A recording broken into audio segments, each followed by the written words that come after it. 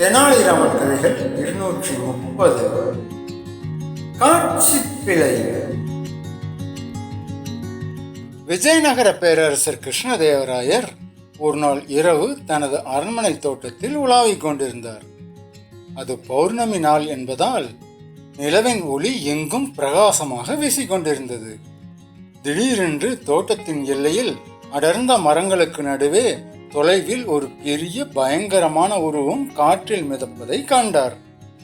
அது 2 கரங்களை அகலமாக விரித்து அரசரை மிரட்டுவது போல் தெரிந்தது. காற்றில் அந்த உருவம் அசைந்த விதம் அவருக்கு பெரும் அச்சத்தை கொடுத்தது. அரசர் அதிர்ச்சியடைந்து உடனடியாக தனது அறைக்கு திரும்பினார். இரவு முழுவதும் அவருக்கு உறக்கம் வரவில்லை. அந்த உருவமே அவர் கண்முன் வந்து சென்றது. மறுநாள் காலை அரசவையில் இது குறித்து அமைச்சர்களிடம் கவலையுடன் கூறினார். இதை கேட்ட அனைவரும் அரண்மனைக்குள் ஏதோ ஒரு கொடிய பேய் புகுந்து விட்டதாக பயந்தனர். சில ராஜகுருக்கள் மற்றும் ஜோதிடர்கள் எழுந்து, மன்னா, இது நாட்டுக்கு வரப்போகும் மிகப்பெரிய ஆபத்தின் அறிகுறி. உடனடியாக சிறப்பு யாகங்கள் மற்றும் சாந்தி பூஜைகள் நடத்த வேண்டும்.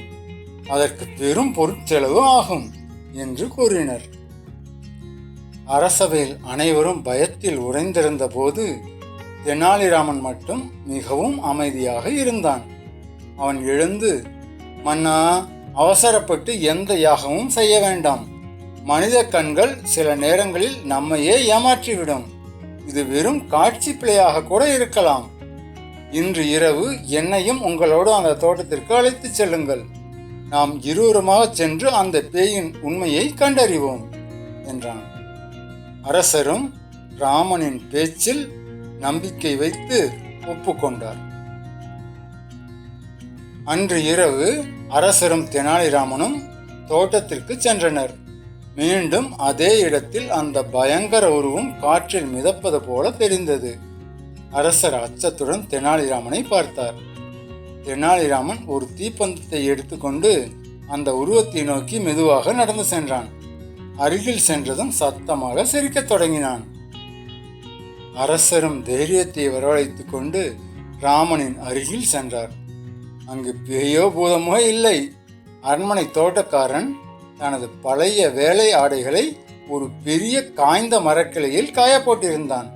பின்னணியில் முழு நிலவின் ஒளியும் இரவு நேரத்து நிழல்களும் அந்த ஆடையின் மீது பட்டு மரக்கிளை காற்றில் அசைந்த போது ஒரு ராட்சச உருவம் மிதப்பது போன்ற தோற்றத்தை உருவாக்கி இருந்தது.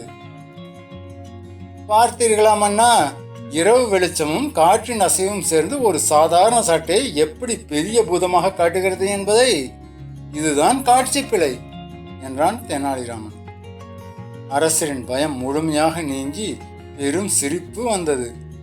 ஜோதிடர்களின் பேச்சை கேட்டு தேவையற்ற யாகங்களுக்கு செலவழிக்கவிருந்த பொற்காசுகள் மிச்சமானதற்காக தெனாலிராமனுக்கு பரிசுகள் வழங்கி பாராட்டினார். நீதி. எதையும் நேரில் ஆராயாமல் வெறும் தோற்றத்தை கண்டோ அல்லது பிறர் சொல்வதை கேட்டோ பயந்து அவசர முடிவுகளை எடுக்கக்கூடாது. மக்களே, நாளையிலேருந்து ஒரு புதிய விஷயம் பண்ணலான்னு நினைக்கிறேன். அதாவது, நீங்கள் ஏதோ ஒரு தலைப்பு சொல்லுங்கள். அந்த தலைப்பில் நான் தெனாலிராமன் கதை எழுதுவேன். உங்களுக்கு என்ன தலைப்பில் கதை வேணுமோ அந்த தலைப்பை கமெண்ட்டில் சொல்லுங்கள் பார்க்கலாம். அதுக்கு முன்னாடி இந்த சேனலுக்கு சப்ஸ்கிரைப் பண்ணுங்கள், லைக் பண்ணுங்கள், கமெண்ட் பண்ணுங்கள்.